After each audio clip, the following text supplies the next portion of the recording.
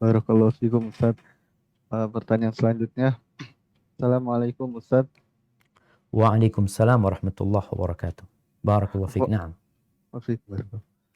Afwan izin bertanya, jika saya melihat orang tua saya melakukan perbuatan yang tidak dibolehkan dalam agama, dan saya sudah tahu hukum perbuatan itu, cuma sayanya tidak berani nasihatin mereka Ustadz. Tapi sejujurnya saya ingin banget bisa nasihatin mereka Ustadz, dan jadinya saya hanya bisa berdoa dan menunjukkan akhlak yang baik di depan mereka dengan harapan semoga mereka bisa berubah Ustadz. Apakah seperti itu saya akan tetap berdosa Ustadz? Karena saya takut sekali Ustadz kalau memang berdosa. Jazakallah khairan. Barakallahu fikum. Nah, mahibbati fillah, berkaitan dengan kewajiban berdakwah. Rasulullah sallallahu alaihi wasallam mengatakan, "Man ra'a minkum munkaran falyughayyirhu biyadihi. Fa in lam yastati' fa bilisanihi. Wa in lam yastati' fa biqalbihi wa dzalika adhaful iman." Barang siapa yang melihat kemungkaran, maka hendaklah dia merubah kemungkaran tersebut dengan tangannya. Kalau dia nggak mampu, maka hendaklah merubah kemungkaran dengan lisannya. Kalau dia nggak mampu juga, dikarenakan akan menimbulkan kemungkaran yang lebih dahsyat, akan menimbulkan keributan yang lebih parah nantinya, maka dia mengingkari dengan hatinya. Kita tahu Rasul Shallallahu Alaihi Wasallam selama di kota Mekah, beliau itu tawaf di Ka'bah dalam kondisi Ka'bah itu dikelilingi 360 berhala. Beliau nggak mampu merubah kemungkaran dengan tangannya karena nggak punya kekuasaan. Kalau dilakukan akan menyebabkan keributan nanti.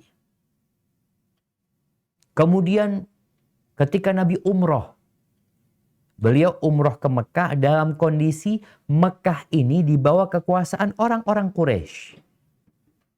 Tahun ke-7 Hijriah, baginda Nabi kita Muhammad alaihi salatu wassalam, itu beliau umroh bersama 1.500-an dari sahabatnya.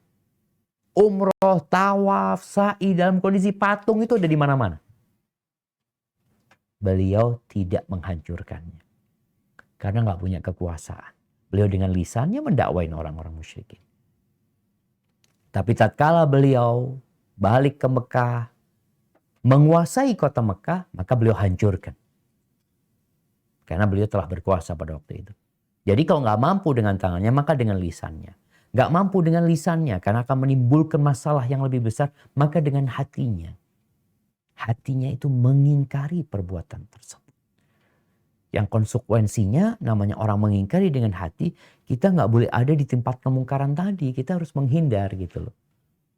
Bicara dengan orang tua kita, ya kita lihat kita mampu nggak.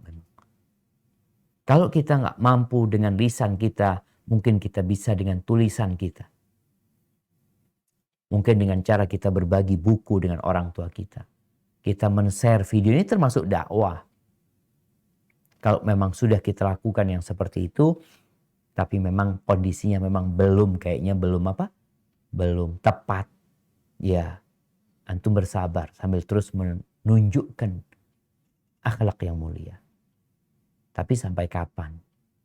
Karena orang tua kadang-kala nggak ngeh kalau ternyata yang dia lakukan itu salah gitu loh. Kemudian ada tahapan-tahapan. Tolong kalau mamanya ada 10 kemungkaran yang dilakukan, kita lihat mana yang paling penting. Itu yang perlu dibahas. Jadi kadang-kala nih orang tua nggak sholat. Ya.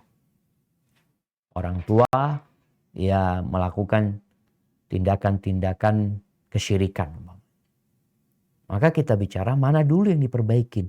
Bagaimana beliau meninggalkan kesyirikan ini, setelah itu beliau sholat gitu. Karena nggak ada gunanya ketika orang sholat tapi dia masih melakukan perbuatan syirik. Hadza wallahu a'lam bishawab.